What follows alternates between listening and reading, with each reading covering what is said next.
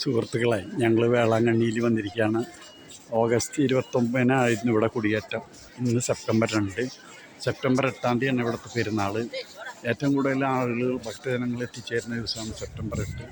ഇവിടെയാണ് ആദ്യമായിട്ട് അത്ഭുതം നടന്ന സ്ഥലം. വിൽപ്പനക്കാരൻ പയ്യന് മാതാവ് വൃത്തിപ്പെട്ട പള്ളിയാണത്. അതാണ് ഇതിൻ്റെ പോർച്ചുഗീസ് നാവികർക്ക് മാതാവ് പ്രത്യക്ഷപ്പെട്ടതിൻ്റെ മാതൃക ഉണ്ടാക്കി വെച്ചിരിക്കുന്നതാണ്. നേരെ കാണുന്നതാണ് ആൽമരം. ഇപ്പോഴും ആ തറ ഇവിടെയുണ്ട്. പണ്ട് ഉണ്ടായിരുന്ന ആൽമരമാണെന്ന് പറയപ്പെടുന്ന സ്ഥലമാണത്. ഇവിടെയാണ് ആൽമരം. ഇത് പണ്ടത്തെ മാതാക്കുളമാണ്. പണ്ടത്തെ കുളം മാറ്റി നവീകരിച്ച് ഇപ്പോൾ കിണറിൻ്റെ രൂപത്തിലാക്കിയിരിക്കുകയാണ്.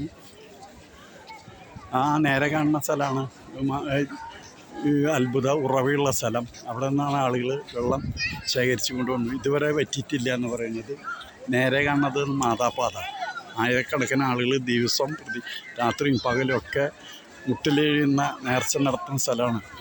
ഇവിടുത്തെ ഏറ്റവും വലിയ നേർച്ച ഈ കാഴ്ചയും സഹനവും ഈ മുട്ടിലെഴുന്ന പരിപാടിയാണ്. നേരെ കാണുന്നത് പുതിയ പള്ളിയാണ്, വേളാങ്കണ്ണി പള്ളി പുതിയത്. ചുറ്റുപാടും ആളുകൾ നടന്നുകൊണ്ടിരിക്കുന്നു. ഇതിൻ്റെ അപ്പുറത്താണ് മോർണിംഗ് സ്റ്റാർ പള്ളി. അവിടെയാണ് മലയാളം കുർബാന രാവിലെ 9 മണിക്ക്. അതിൻ്റെ കുരിശാണ് കാണുന്നത് മോർണിംഗ് സ്റ്റാർ പള്ളിയുടെ. ധാരാളം ആളുകൾ വന്നുകൊണ്ടിരിക്കുന്നു. ഞാനും ഭാര്യയും ഇവിടെ വന്നുകൊണ്ട്, ഭാര്യ അവിടെ അതെ കുർബാന കഴിഞ്ഞിട്ട് വന്നിരിക്കുകയാണ്.